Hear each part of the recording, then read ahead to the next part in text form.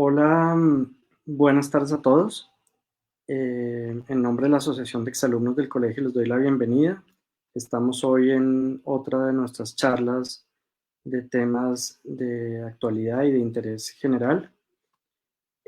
Hoy tengo el gusto de presentarles a Germán Camilo Lleras Echeverry. Germán Camilo estudió en el colegio, se graduó en el año 1991 y trabaja desde hace cerca de 20 años en el sector de infraestructura, ciudades y transporte en varios países de América Latina, principalmente en Colombia. Durante ese tiempo ha sido funcionario público en la administración de Bogotá y ha asesorado a distintos sectores que participan en la planificación, financiamiento y ejecución de proyectos del sector. Germán es ingeniero civil, tiene una maestría en ingeniería de transporte y planificación urbana y regional y actualmente es responsable de la dirección estratégica de las oficinas de STEER en Latinoamérica y se ha desempeñado como profesor de cátedra de la Universidad de los Andes en los últimos 15 años, trabajando en el Departamento de Ingeniería Civil y Ambiental. Eh, bueno, le doy la bienvenida a Germán Camilo. Muchas gracias por aceptar la invitación y bienvenido aquí a tu colegio. Gracias, Andrés, y buenas tardes a todas las personas que nos están escuchando hoy. Es un privilegio, es un orgullo, es un placer poder compartir un rato con ustedes aquí en esta virtualidad. Como decía Andrés, pues llevo casi 20 años dedicado a trabajar en distintos temas de infraestructura y lo que hoy quiero contarles es una serie de ideas y de temas que están pasando en la infraestructura de transporte en Colombia, en la cual pues he podido participar desde distintas posiciones, como asesor del gobierno nacional, como asesor de bancos, de financiadores, de concesionarios y desde la academia. Entonces, tengo pues una presentación que quería compartir con ustedes. También pues uno cuando vuelve al colegio, así sea de esta forma, pues recuerda muchas cosas. Hoy quiero recordar a una persona que murió hoy hace 30 años, que era parte de mi curso, Iregui. Entonces, pues les comparto la presentación y la hacemos un poco en honor a él.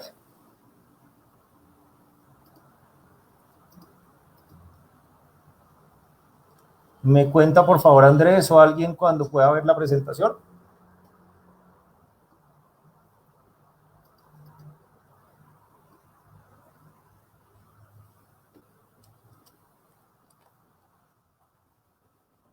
Asumo que la están viendo, Andrés, no sé si me puede ayudar usted o alguien en confirmar o por el mensaje. Sí se ve, gracias, Luisa. Ya se ve. Bueno, muy bien. Bueno, entonces, comenzando. Hoy quiero tocar tres temas transversales, unas transformaciones que se han visto en el sector, una serie de frustraciones y retos, y unos temas de visión hacia el futuro, de qué está pasando y hacia dónde puede ir el sector de infraestructura, y compartir con ustedes un seguimiento que se hace de parte de la empresa en la que yo trabajo, al cuál ha sido el impacto de la pandemia en el uso de las carreteras en Colombia y en el mundo. Entonces, en esa medida, poderles contar un poquito de esa actualidad. En temas de transformaciones, los últimos, yo diría, 10 años han visto el sector de infraestructura de transporte en el país cambiar de manera drástica.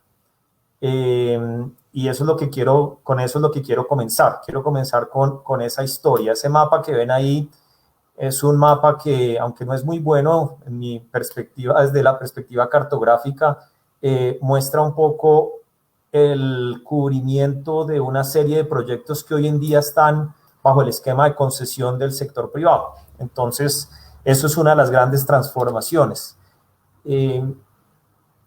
Uno puede ver esta transformación con una organización institucional en la cual el gobierno nacional se embarcó desde hace más o menos 10 años, con un cambio en la generación de una entidad que tuviera como objetivo principal canalizar recursos desde el sector privado para poder financiar la construcción y operación de la infraestructura de transporte en el país. Esa intención se tradujo en la creación de lo que se llama la Agencia Nacional de Infraestructura, que es una entidad que depende directamente del Ministerio de Transporte. Es, como dije hace un momento, es la entidad encargada de la promoción de la participación privada en proyectos de infraestructura de transporte. Otra de las transformaciones que se dio en ese periodo fue la creación de la Financiera de Desarrollo Nacional, que no era, es un nombre nuevo y una nueva marca de una entidad que ya existía, pero que se planteó estructural y administrativamente muy diferente y que tuviera una visión también en apoyo a la estructuración y al financiamiento de proyectos de infraestructura. Con esas dos se ve una intención de cambiar la forma como se financiaba y se construían las obras en el país. Y ahorita vamos a ver un poco cómo se dio ese cambio. Pero sin la aparición de estas dos instituciones, es casi imposible explicar los cambios que se han dado en los últimos años. Estas son entidades que han venido cambiando un poco también con los vaivenes políticos, desde finalización del segundo gobierno de Álvaro Uribe, los gobiernos de Juan Manuel Santos y ahora el presidente Duque. Ha tenido distintos matices, pero han sido entidades que han venido madurando y que no han perdido su papel en el país. Otra que es importante es la Agencia Nacional de Seguridad Vial. Surgió también de estos cambios institucionales que tiene un objetivo completamente distinto, pero yo diría que aún más importante, que es la protección de las vidas en las carreteras del país, calles y carreteras. La Agencia Nacional de Seguridad Vial tiene como principal objetivo ese, la protección de las vidas y la reducción de todos los accidentes y la reducción de la siniestralidad de los accidentes que ocurren en Colombia. Hay dos entidades que están creadas desde el año 2014, pero por múltiples razones de orden político, de orden presupuestal, no han visto aún su vida real: la UPIT y la CRIT. La UPIT y la CRIT de alguna forma responden a una experiencia que se dio en otros sectores, el de telecomunicación y energía, en el cual existen unidades de planificación. Por ejemplo, en el sector de minero energético es la UCME, y la CRIT como una comisión de regulación. Estas dos entidades, de nuevo, este gobierno está evaluando cómo avanzar. Es muy probable que la UPIT inicie operaciones el próximo año. La CRIT está un poco más demorada, pero como digo, están creadas por decreto desde el año 2014, es decir, casi 6-7 años desde que se crearon para que puedan funcionar y aportar en el país. La UPIT, como su nombre lo dice, está enfocada en la planificación de la infraestructura de transporte, y la CRIT es la comisión de regulación que tendría que generar la regulación en el sector. Una regulación, hoy en día estos dos papeles se dan al interior del ministerio, directamente en áreas del Ministerio de Transporte, y están en ese proceso de ver cómo se pueden redistribuir. Esa organización institucional, entonces, es clave para entender los cambios de transformaciones que se han dado a nivel de la infraestructura. El principal cambio que yo veo es cuáles son los procesos de financiamiento y fondeo de la infraestructura. Cuando uno investiga sobre los procesos de participación privada en infraestructura de transporte, una vertiente bastante grande dice que es simplemente un aspecto contable. Es un aspecto de dónde quedan registrados las deudas, los pasivos y los activos para no sobrecargar los pasivos del gobierno nacional. Y eso se ha estudiado a nivel de toda América Latina, donde América Latina en realidad es una de las regiones del mundo donde más participación privada existe en la infraestructura de transporte, y eso obedece tanto a las necesidades de infraestructura como a la falta de financiamiento que tenían los gobiernos. Entonces, la posibilidad de utilizar dinero del sector privado para financiar es una de las razones por las cuales en América Latina hay muchos ejemplos y mucha profundidad en el desarrollo de este tipo de esquemas para construir infraestructura. Ejemplos son Chile, Brasil, México, Perú y Colombia. Son los países que todo el mundo mira como casos de estudio de qué ha funcionado y qué no ha funcionado. Algunos de ustedes podrán saber mucho más de esto que yo, pero de pronto hay otros que no. Entonces es probable que ustedes oigan de lo que es la primera generación, la segunda, la tercera, la cuarta y la quinta, que se parece también a los temas de celulares, de telecomunicaciones, de 5G, pero esto no tiene que ver nada con eso. Cuando se habla de 4G, es el programa más grande que hubo desde el gobierno de Santos, que se sigue ejecutando ahora en el gobierno de Duque. La primera, la segunda y la tercera son de gobiernos anteriores, principalmente durante el gobierno de Álvaro Uribe se desarrollaron la primera, la segunda y la tercera generación. La cuarta generación tiene dos tipos de grandes proyectos definidos por una ley, que es la ley de participación privada, que antes no existía en el mismo nivel y profundidad que se desarrolló y que hoy en día es el sustento legal para todos estos proyectos.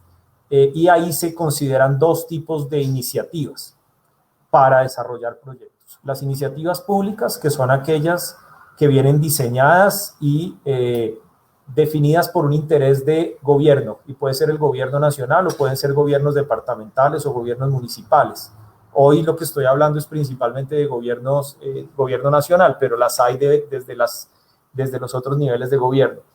Las iniciativas privadas son aquellas que vienen de ideas generadas por el sector privado.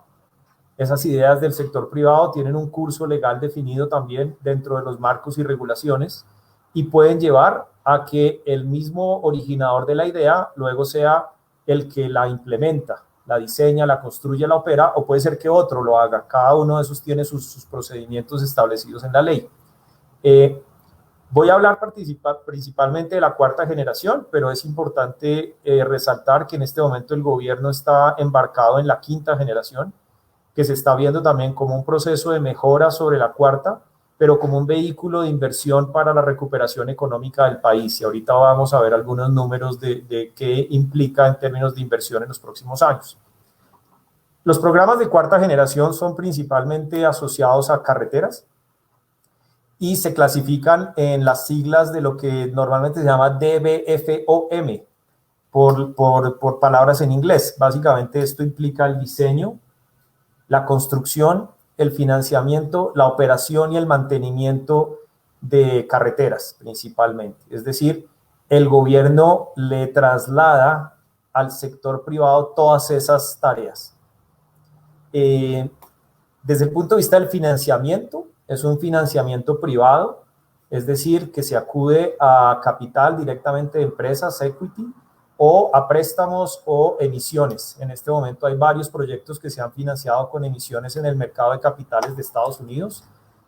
Creo que infortunadamente aún no se ha logrado una emisión en el mercado nacional. Se han hecho algunos intentos y hay distintos esfuerzos por lograr esas emisiones, pero sí se han logrado hacer emisiones en el mercado de Estados Unidos, préstamos desde distinta origen. La FDN ha sido uno de los vehículos que ha contribuido para que ese financiamiento se pueda lograr, y ese financiamiento está soportado en términos de fondeo hacia el futuro, las fuentes de pago, por compromisos del Estado. Esos compromisos del Estado están reflejados en ingresos por peaje, y uno de los temas que vamos a ver ahora es por qué hay tantos peajes, por qué se generan esa necesidad. Hay muchos peajes y en algunos casos los precios pues uno no los entiende si no investiga y no se informa un poco más de esto, pero como ciudadano pues muchas veces sí se ven muchos peajes y algunos muy caros. Entonces los ingresos por peaje es una de las primeras fuentes para hacer ese pago de ese financiamiento.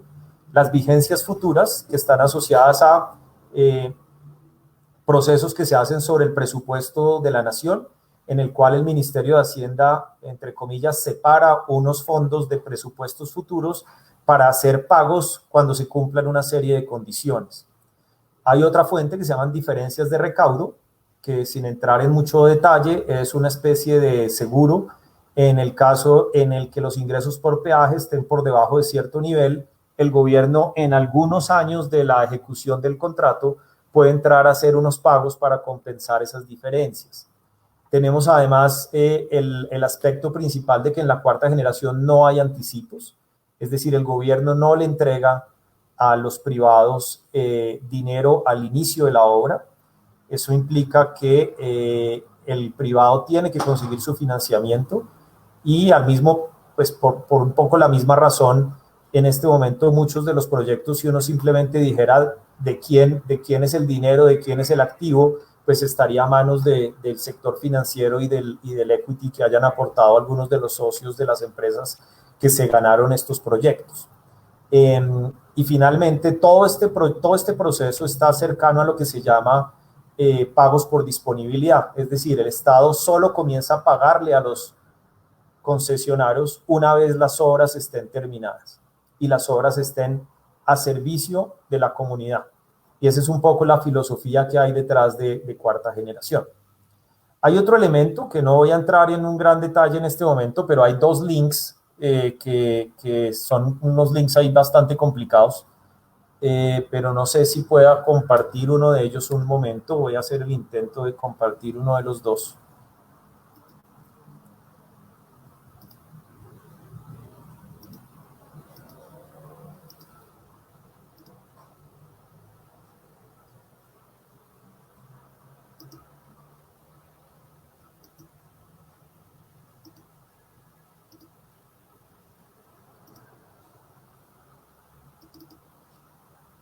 Andrés o Luisa, ¿me cuentan si se está viendo una página de internet en este momento?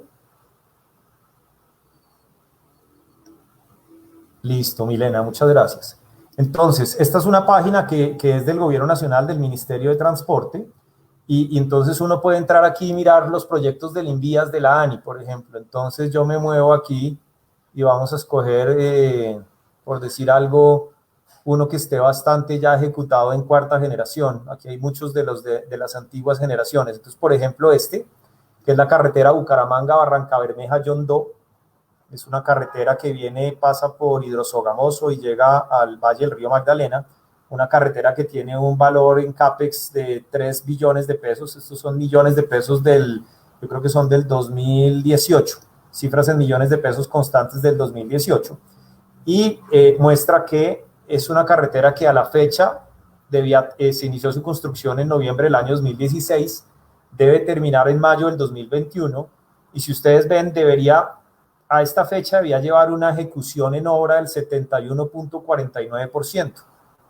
Lleva una ejecución del 62.35%, entonces por eso tiene este simbolito amarillo que muestra una diferencia. No están tan mal, digamos que es un estado, pues sí tienen que ajustar este atraso del 10%, pero esto es un atraso que no es tan grave comparado con otras. Pero si ustedes ven a nivel financiero, el avance financiero de alguna manera tiene que ver es con cuánta plata se le ha remunerado a ese concesionario. Entonces, aunque ya ha ejecutado el 62% de su obra, pues solo se le ha remunerado un porcentaje muy bajito, porque solo se le va a comenzar a remunerar una vez que la obra esté puesta al servicio de los ciudadanos. Y aquí en esta página web están todos los proyectos, no solo los de la ANI, sino que, por ejemplo, están los de Invías. Entonces el Invías tiene un poco la misma historia. Puedo mirar distintas obras, por ejemplo, Honda Manizales, una carretera con muchas dificultades históricas que tiene, en este caso, si ustedes ven, como son obras públicas, normalmente los pagos sí se hacen más o menos parecido a la ejecución, y de alguna manera pues los pagos están más arriba que lo que están en la participación privada, porque en la participación privada, pues como les conté hace un rato, el financiamiento es del otro lado.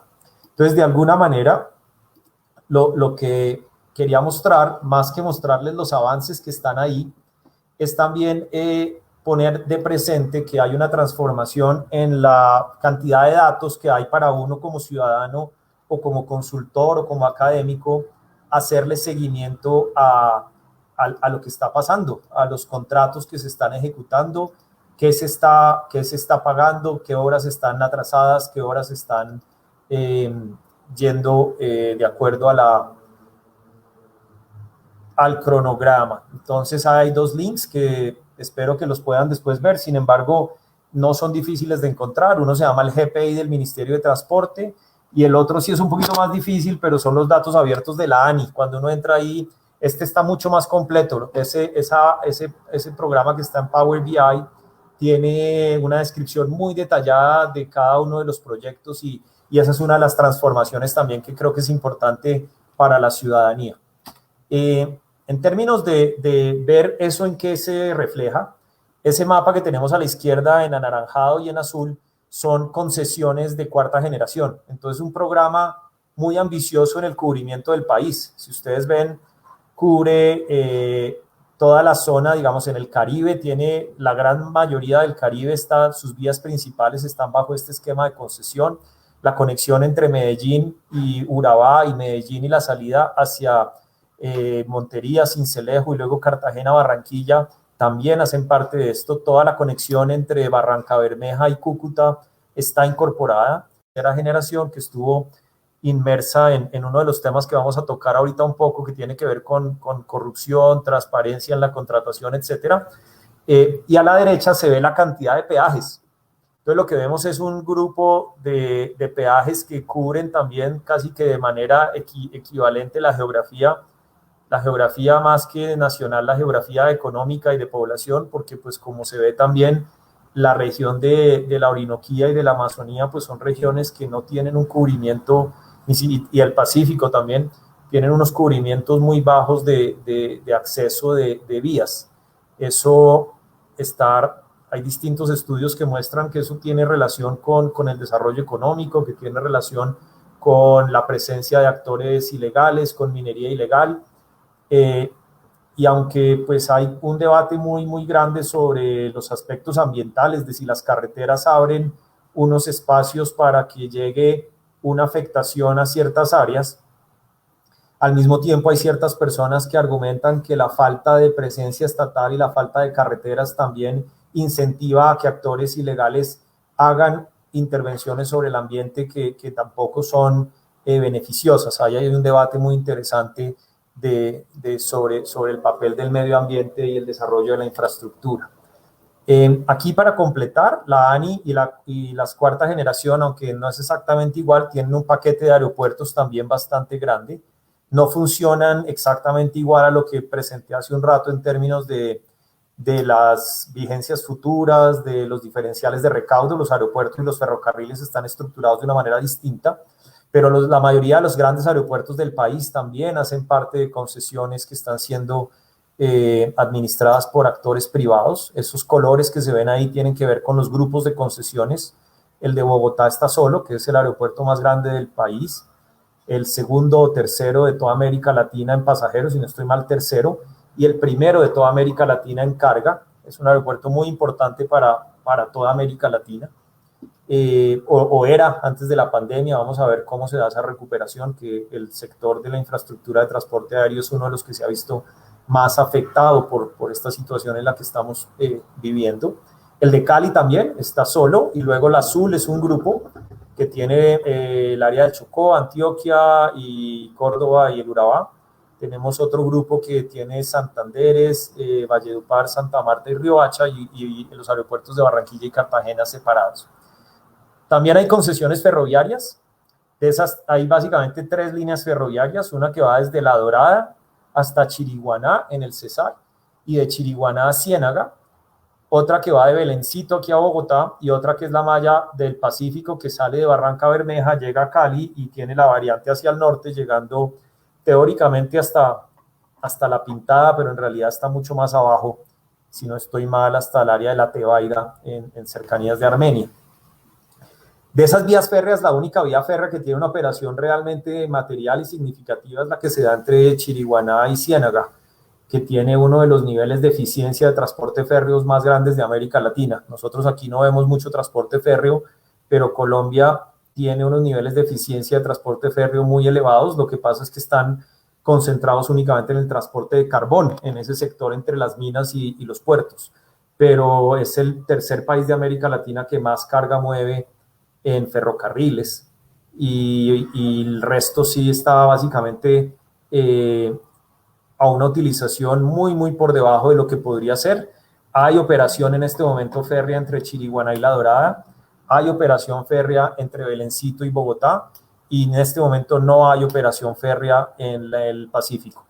Entonces, la infraestructura también ha venido avanzando en estas áreas, y ahorita vamos a ver a qué se refiere un poquito más ese detalle. La quinta ola, que era lo que les contaba, la quinta ola tiene pues una historia que tiene componentes de iniciativas públicas y componentes de iniciativas privadas. Esto es lo que el gobierno en este momento está impulsando.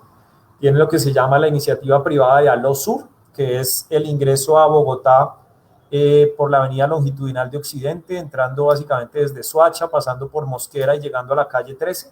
Esa es una autopista que viene siendo propuesta por el sector privado desde hace varios años, y en este momento está uno de los primeros proyectos que debería salir en esta quinta ola. Lo mismo lo que se llama Accesos Norte 2. Accesos Norte 2 es la extensión un poco de la autopista norte y la carrera séptima en el norte de Bogotá, pero dentro de Bogotá, un poco para conectar con lo que se inauguró recientemente de las ampliaciones. Tenemos igualmente los accesos a Cali, Palmira, que eso pertenecían de alguna manera a una concesión que tuvo también un proceso asociado a temas de los líos de corrupción de Odebrecht, unido a Búgalo, Guerrero, Buenaventura. Hay una mezcla de cómo se está distribuyendo toda esa malla vial del Valle del Cauca. También tiene una concesión que está por terminar, entonces ahí hay una mezcla entre lo de Búgalo, Guerrero, Buenaventura, que es muy importante para la conexión del puerto de Buenaventura con el resto del país, y los accesos principalmente de Cali, Palmira, que tiene como parte importante la conexión con el aeropuerto. Tenemos dos sectores muy grandes que son desde Puerto Salgar hasta Barranca Bermeja, y desde Barranca Bermeja a San Roque en el Cesar, que hacen parte de lo que antes era la Ruta del Sol, que también fue afectada por los temas de corrupción, y sus concesiones correspondientes pues fueron tomadas por el INVIAS y está en el proceso de reconcesionarlos al sector privado. Proyectos aeroportuarios, entonces tenemos tres. Digamos, de alguna manera el más relevante es Cartagena. Es uno de los aeropuertos que más ha crecido o venía creciendo antes de la pandemia de manera muy notoria, y hace parte de este grupo. Y otros proyectos que son de esos modos en los cuales todavía hay mucho por probar.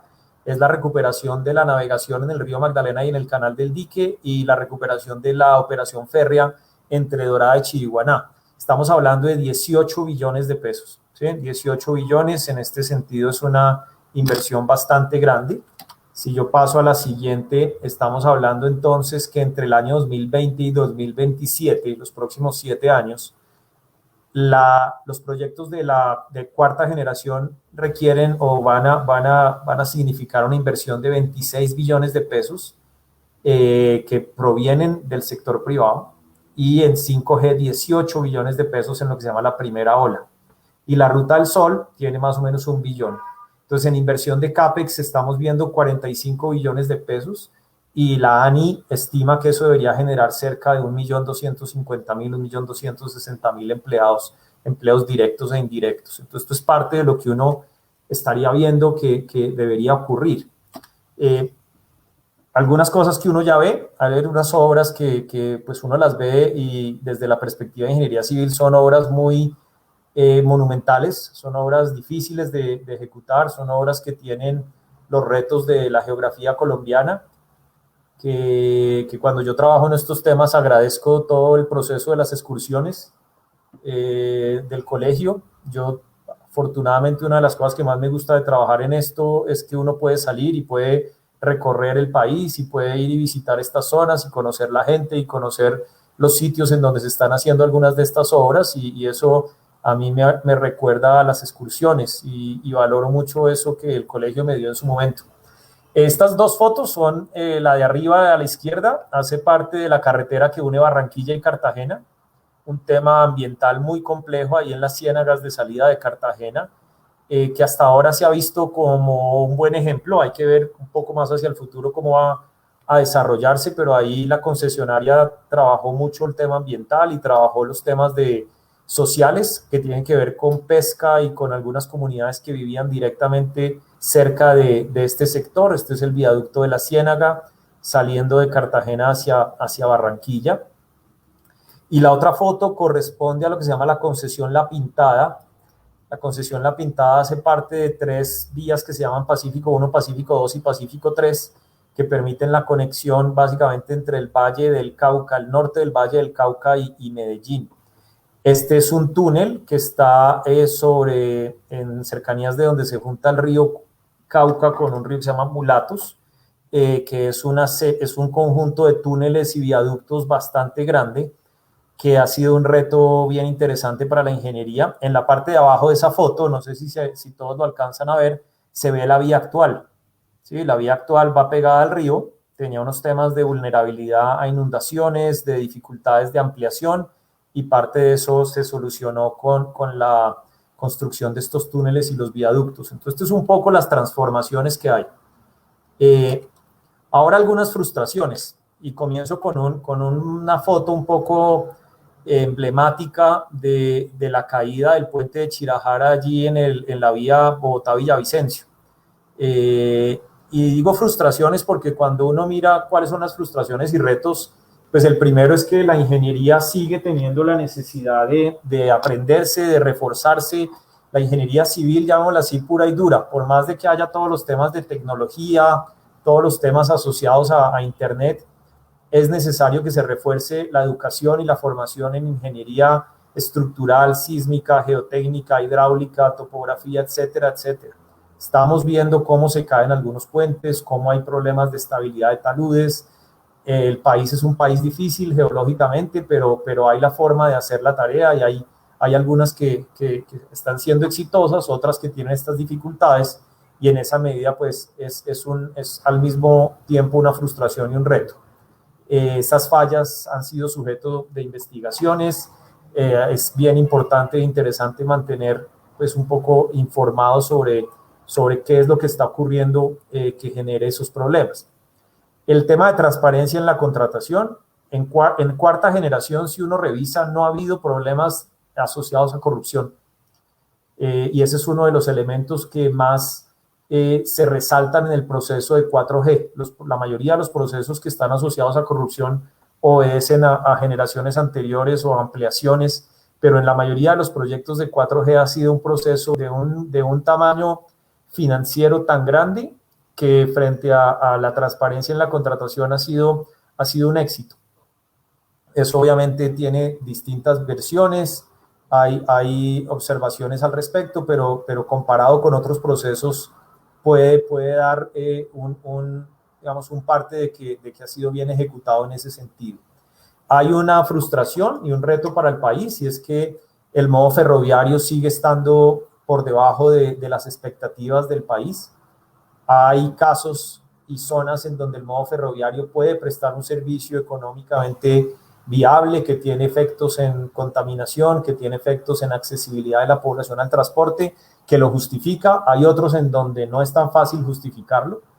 El modo ferroviario tiene además una cantidad de mitos asociados muy grande, y una sensación de nostalgia y de volver a un tren que funcionó en la primera mitad de este siglo y un poco hasta del siglo pasado, perdón, y hasta los años 60, 70, y algunos entrados en los 80, pero que llegó a un punto en que financieramente era insostenible. Entonces todavía hay esa mezcla de por qué no volver a ese servicio frente a las demandas y a los precios de hoy.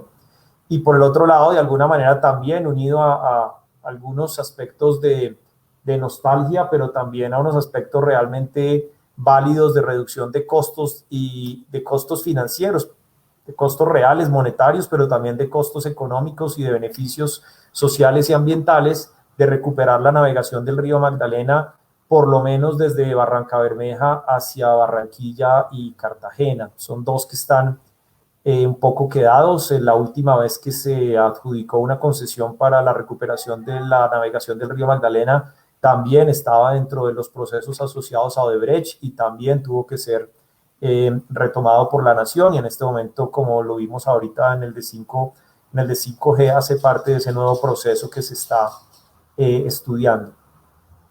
Hay cierta frustración en la velocidad de la ejecución de varios proyectos. Ha habido demoras en la consecución de recursos financieros para la financiación de muchos de estos proyectos. Como les decía, el privado es el que tiene que salir a conseguir ese dinero, y varios de ellos han tenido demoras en lo que llaman los cierres financieros, pero ese no ha sido el único problema que ha demorado algunos de los contratos.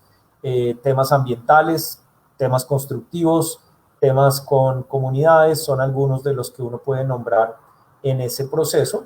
También hay una gran cantidad de temas que se llevan a soluciones desde estrados judiciales, que sean tribunales de arbitramiento, sean juzgados, sean otro tipo de tribunales, que hacen que las discusiones que se deben dar de una manera más eficiente, llamémoslo así, entre el sector privado y el sector público, algunas pueden intentar resolver y creo que ha tenido un éxito notorio en ese enfoque.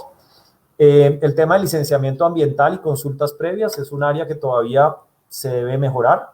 Es un área difícil porque toca dos temas de mucha sensibilidad. El ambiente, Colombia, un país de altísima biodiversidad, con estos aspectos relacionados con cambio climático, pero al mismo tiempo con el daño que se está haciendo, por ejemplo, con aspectos relacionados con minería ilegal. Licenciamiento ambiental es un aspecto fundamental de cómo se puede hacer bien la infraestructura, minimizando los impactos o compensando donde haya lugar a esa compensación. Y las consultas previas tienen que ver con las comunidades que están ubicadas en algunos de los sectores por donde pasan estas carreteras y que tienen ciertos derechos garantizados por la Constitución, que obliga a que existan unos procesos de consulta con esas comunidades que en algunos casos han llevado a algunos abusos, uno lo puede decir así, y en otros casos también a situaciones genuinas de derechos que tienen esas comunidades y que no se han podido resolver. Entonces ahí hay dos aspectos de mejora y de trabajo desde la perspectiva social, ambiental y legal para hacer que los proyectos puedan avanzar más rápido. Hay un reto que tiene el país, que es el mantenimiento de la red no concesionada. Cuando el gobierno, entre comillas, traslada o le entrega al sector privado los ingresos de peaje para que se repague el financiamiento con el cual pudo hacer esas obras, está dejando de recibir unos peajes que anteriormente el INVIAS utilizaba tanto en la construcción como en el mantenimiento de esas mismas vías, pero también en el mantenimiento de las vías que no son del sector privado. Lo digo no en términos de propiedad, porque las vías siguen siendo del gobierno nacional, las vías son de todos los colombianos, pero digamos en términos de su operación y su mantenimiento, pero el gobierno entonces cada vez se ve con menos recursos para mantener el resto de las vías de la nación, y ahí hay necesidad de encontrar nuevos fuentes de financiamiento para poder hacer más eficiente y mantener mejor el mejor estado de esa vía, esas vías que no están a cargo del sector privado. Y finalmente, otra frustración y reto es cómo hacer para que haya una mejor intervención en la malla vial secundaria y terciaria del país. Cuando se hacen ejercicios y se ve que la malla vial principal de alguna manera va a quedar bastante completa si se termina el proyecto de 4G, la pregunta es qué pasa con lo que sigue. Entonces ahí pasamos un poco a ver el tema de visión. Estos gráficos que voy a mostrar hacen parte de un ejercicio que se hizo en el año 2016, del cual yo participé, liderado por la vicepresidencia, la FDN, la ANI, el DNP, INVIAS, y Ministerio de Transporte, que planteó lo que se llama el Plan Maestro de Transporte Intermodal, que es como el último ejercicio de planificación de la red de transporte que ha hecho el país. A mano izquierda está lo que en el 2015 se consideraba como la malla vial principal del país ya construida, no necesariamente en su mejor estado, pero era una malla vial que tenía un cubrimiento grande, aunque de nuevo el Pacífico, la Orinoquía y la Amazonía bastante abandonados en ese sentido, y tenía una navegación que hoy en día también existe entre Barrancabermeja, Cartagena y Barranquilla, y en este mapa falta las dos líneas férreas que operaban entre Chiriguaná y Ciénaga, que es una vía pública, pero también la del Cerrejón, lo que pasa es que eso es un ferrocarril privado. Si uno mira en el 2015, lo que se había contratado con 4G y obras públicas son las líneas verdes un poco más claras, entonces, más oscuras. Las claras siguen siendo lo que existía antes, las más oscuras comienzan a mostrar una serie de mejoras que aparecían como interesantes. Por ejemplo, una que vale la pena ver es la conexión entre Caucasia y Remedios, llegando a Cisneros, que es una zona de altísima problemática social, de minería ilegal, de actores armados, en las cuales yo he tenido la oportunidad de trabajar dos o tres veces en esa carretera y es casi imposible recorrerla por temas de seguridad. Pero esa es una de las transformaciones que ojalá se pueda dar. Igualmente, una mejor conexión entre Medellín y el Urabá antioqueño, y una mejor conexión en todo lo que tiene que ver desde la frontera con Ecuador en San Miguel, pasando por Mocoa, subiendo a Neiva, a Girardot, ahí entrando a Bogotá, y pasando por una carretera que va de Girardot a Puerto Salgar, pero por este lado del río Magdalena. Digo este lado, estoy en Bogotá, ¿sí? por esta vertiente del río. Esas son algunas cosas que estaban contratadas en ese momento. Y cuando uno mira lo que se planteaba luego hacia... Ay, ahí quedó mal el título. Eso no es 2015, 4G más obras públicas, sino son muchísimas más obras que se planteaban llevar hasta el año 2035. Y ahí aparecían, por ejemplo, completar una carretera que hoy en día existe incarreteable, que solo funciona de manera permanente en ciertas épocas del año, que es la conexión hasta Puerto Carreño, básicamente bordeando el río Meta. Pero vean, por ejemplo, otro sueño que había en su momento, que tiene todavía por solucionar unos problemas ambientales muy importantes y de diseño de infraestructura, es una conexión entre el Pacífico colombiano y los llanos. No sé si alcanzan a ver ahí desde Buenaventura, va hacia el sur de Palmira, atraviesa la cordillera occidental, luego atraviesa la cordillera central, llega a la parte norte de Neiva por cercanías de municipio que se llama Colombia, atraviesa, pasa a Granada y ahí llega a los llanos orientales. Entonces esa es una carretera que se había planteado como una necesidad de conexión para darle acceso a los llanos orientales al Pacífico. Si esa se conecta hasta Puerto Carreño, pues es una conexión transversal. El país en su geografía económica y de población, digamos que tiene una conexión más o menos decente en su dirección norte-sur, pero su conectividad oeste-este, oriente-occidente es muy pobre. Es muy pobre también por la situación geográfica. Por ejemplo, también se planteó una carretera que también tiene que tener una evaluación ambiental muy, muy detallada para saber si es posible hacerla o no, pero si se dan cuenta, se planteó una conexión por todo el Pacífico colombiano, que no existe. Una conexión desde la frontera con Ecuador, en cercanías del río Mataje, subiendo luego a Guapi, subiendo a Buenaventura y conectando con las carreteras que hoy en día existen, pero ya llegando entre Pereira y Quibdó. Eso tiene pues un impacto ambiental muy importante. Hoy en día esta zona pues tiene unos problemas también de seguridad muy, muy grandes, pero a la vez tiene una riqueza en biodiversidad que hay que evaluar qué es más importante para el país. En ese momento se planteó como una opción, pero se reconoció esa necesidad de darle esa visión desde la perspectiva ambiental porque no se puede no hacer, es importante mantenerla. Entonces, desde esta perspectiva de visión, había una ambición muy grande de completar muchas conexiones, de subir la calidad de distintas vías. Si ustedes observan, hay unas vías pequeñitas regadas por toda la geografía. Este documento es público. Si alguien está interesado, luego a través de la asociación les puedo dar los links. Están en la página de FEDesarrollo, que fue uno de las empresas o pues de las organizaciones que lideró la tarea de construcción de este plan. Y quiero terminar con dos imágenes que muestran un poco cuál ha sido el impacto de la pandemia en el tráfico en las carreteras de Colombia y el mundo. Aquí hay en esta gráfica se muestran dos cosas. La Universidad de Oxford saca un índice sobre el nivel de encerramiento o nivel de cuarentena, medidas de restricción de movimiento que hay en el país, en los distintos países, que son los que están en la parte superior de la figura en punteadas.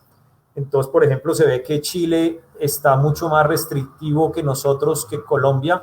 Los dos estaban parecidos, pero en septiembre Colombia redujo el nivel de restricción, Chile lo mantuvo. El del mundo está un poquito por encima de Colombia y España ya estaba por debajo. En este momento Colombia y España estaban más o menos parecidos. Hay que ver ahora con la subida de casos en Europa si esto va a subir y si en Colombia algo va a pasar similar. Pero uno mira abajo que ha sido más o menos un espejo, y esto es muy útil porque en la medida que uno pueda pronosticar el tráfico, en función de las restricciones, va a tener una cantidad de información que le permite ajustar desde el punto de vista operacional y financiero lo que está ocurriendo en las carreteras. El siguiente tiene que ver con el comportamiento de la demanda comparando cada semana del año con la misma semana del año 2019. Colombia es la línea azul, como una línea azul clara que se ve terminando arriba, más o menos quiere decir que a principios de octubre en el país el tráfico en las carreteras ya estaba llegando casi al mismo nivel de tráfico que tuvo la misma semana el año pasado.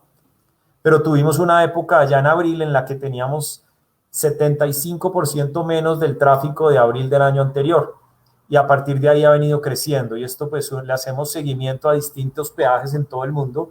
Entonces podemos ver que, por ejemplo, Chile, Irlanda y España están todavía por abajo, el mundo está por abajo, Colombia, México, Inglaterra, Italia, Brasil está por arriba. Brasil pues ha tenido unas políticas un poco distintas de restricción. Lo que uno puede ver es que en alguna medida el transporte de carga no se ha visto muy afectado, mientras que el transporte de pasajeros, tanto en carros y buses, ha sido el que ha reducido de manera notoria su circulación. Yo quería terminar ahí, Andrés, pues abrir el espacio para preguntas o lo que haya al respecto. Como dije, era una presentación pues para compartir algunas ideas, no para dar aquí ninguna clase, sino contar unos temas que pueden ser de interés de todos. Muchas gracias. Bueno, Germán Camilo, muchas gracias. Antes que todo, creo que todavía no hay preguntas, o no veo por ahora acá, pero yo sí tengo una. ¿Cómo ve de aquí al futuro, digamos, ahorita estaba viendo esta última gráfica, cómo podemos apoyarnos en el tema de infraestructura para la reactivación de la economía? Por ejemplo, ¿hay algún plan que usted conozca asociado? Andrés, creo que lo perdí, pero si no estoy... Aló. Creo que lo perdí un momento. Si puede repetir el final de la pregunta, sí, por favor. Bueno, algo pasó con el internet.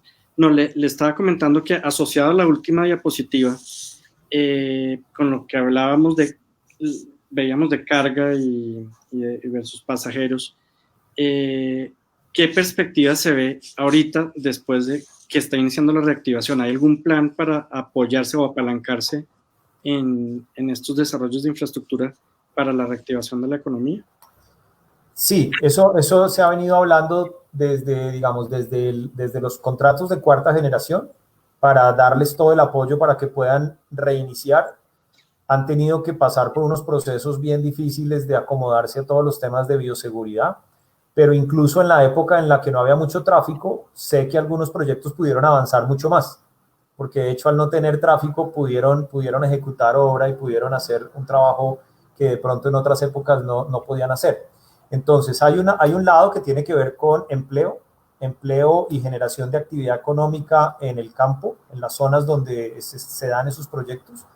Desde la Vicepresidencia de la República y del Ministerio de Transporte y el INVIAS hay creo que la intención de apoyar muchas más obras, porque las obras de infraestructura son un buen dinamizador de otros sectores económicos. En términos de economía, macroeconomía y economía regional, el sector de construcción tiene lo que se llama encadenamientos positivos hacia adelante y hacia atrás. ¿Qué significa eso? Que por cada peso que yo invierto en una obra, tengo más de un peso normalmente que me genera en, por ejemplo, la compra de materiales de construcción, la compra de alimentos para los obreros, la compra de consultores, abogados, arquitectos, ingenieros, etcétera, etcétera. Entonces, es un vehículo de generación de empleo. El otro aspecto es que en la medida en que las restricciones se puedan administrar de una forma más segura en términos de contagios, y a eso me refiero principalmente al transporte público, y ahí hay interurbano y urbano.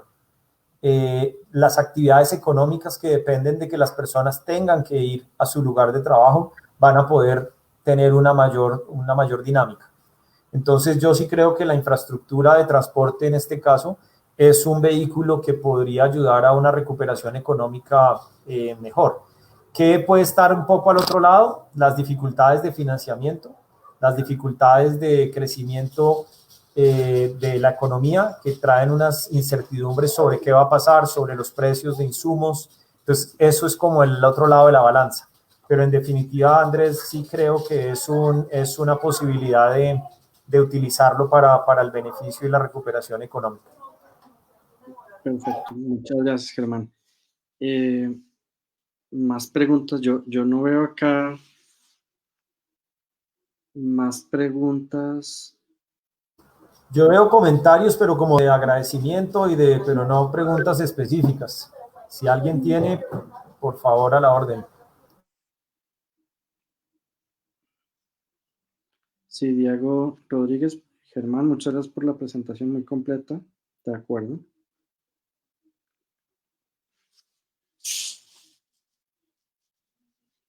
No, pues parece que no. Yo tengo a mis alumnos de la Universidad de los Andes, algunos espero que se hayan conectado. No sé si alguno tenga una pregunta particular, aquí poniéndolos un poco al tablero.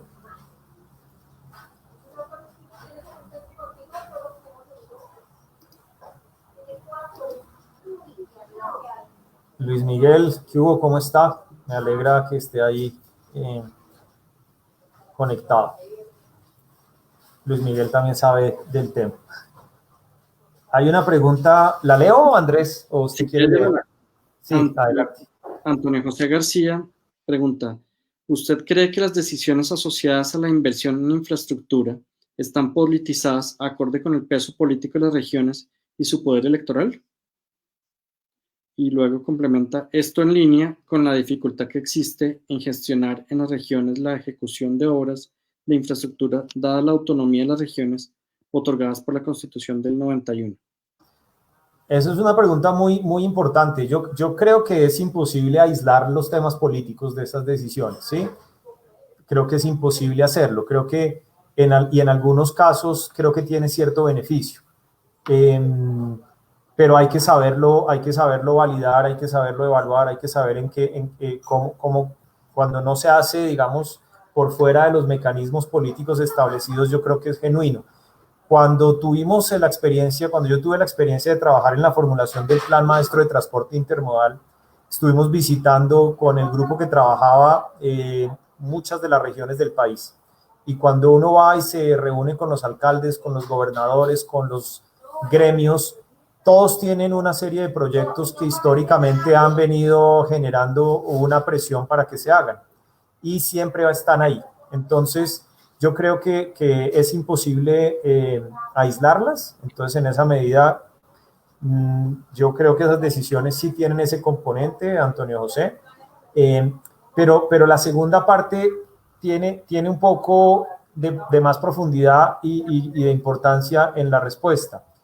Aunque la Constitución del 91 generó una autonomía importante, esa autonomía se dio principalmente para las ciudades. Los departamentos como tal no tienen una capacidad muy fuerte de su ejecución ni de su financiamiento.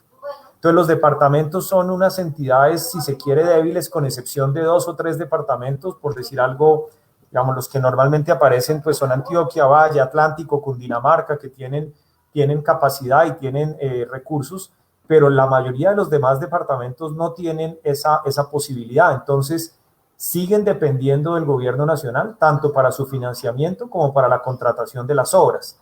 Caso contrario con las ciudades, Bogotá, Medellín, Barranquilla, Cali, tienen unas entidades fuertes y tienen unas capacidades de financiamiento para ejecutar sus propias obras. Sin embargo, no es más ver el metro de Bogotá o la nueva línea del metro de Medellín, en la cual necesitan del financiamiento o del cofinanciamiento del gobierno nacional para poder ejecutar las obras. Entonces, esa sería mi respuesta a la pregunta. Muchas gracias, Antonio José. Bueno, ok, gracias. Jorge Torres pregunta, ¿cuál es el procedimiento para exigir a las concesiones que cumplan con las inversiones que tienen que hacer? En el peaje de la vía al alambrado en el Quindío Valle hay una obstrucción por un pequeño derrumbe que lleva 5 años. Nada le han hecho. Autopistas del Café.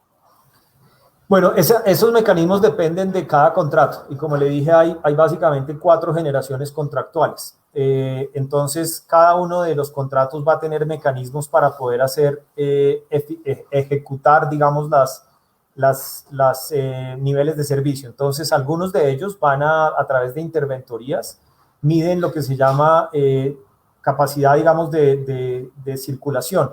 Entonces, si la interventoría va y ejecuta una revisión o una de sus tareas de supervisión y encuentra que hay un derrumbe y que ese derrumbe no ha sido atendido y eso afecta los niveles de la calidad que tiene que cumplir, se ejecutan una serie de multas y se ejecutan una serie de penalidades en los contratos.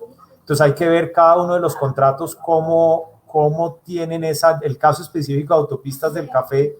No lo tengo, no diría, o sea, me equivocaría con seguridad en darlo porque no lo conozco en ese nivel de contrato. Pero en general esos son los mecanismos que hay. Jorge, discúlpeme que no tengo ese conocimiento específico. Okay. Daniel González Pacheco pregunta: ¿qué dificultades impone la pandemia para la financiación de obras de infraestructura? Pues esa pregunta, Daniel es uno de mis alumnos actuales y muchas gracias por la pregunta, Daniel. Hay dos dificultades que yo he vivido en el financiamiento. Uno, cuando uno hace un financiamiento tiene que pronosticar hacia el futuro tanto los costos como los ingresos para poder establecer cuáles son los flujos de dinero que hay asociados a ese proyecto. Hoy en día los niveles de incertidumbre, por ejemplo, de cuántos carros van a pasar, cuántos camiones van a pagar o cuánto puede costar algún insumo que es comprado por fuera del país, la incertidumbre asociada a las tasas de cambio o a la actividad económica es bastante grande. Eso implica que cuando uno va a presentarle a una entidad financiera, a un banco o va a emitir en el mercado de capitales, va a estar sujeto a una mayor incertidumbre que los que van a aportar los recursos la van a cobrar. Y en esa medida, si no hay apoyo del gobierno nacional para de alguna forma reducir esas incertidumbres, lo que puede ocurrir es que la financiación salga más cara. Y de todas maneras hay unas restricciones de financiamiento internacional, pues porque la pandemia nos está afectando a nivel mundial y uno no podría aislar que ciertos de esos flujos vienen de otros países que están teniendo sus propias presiones. Entonces, esos son algunos de los aspectos que pueden estar afectando la financiación de las obras de infraestructura.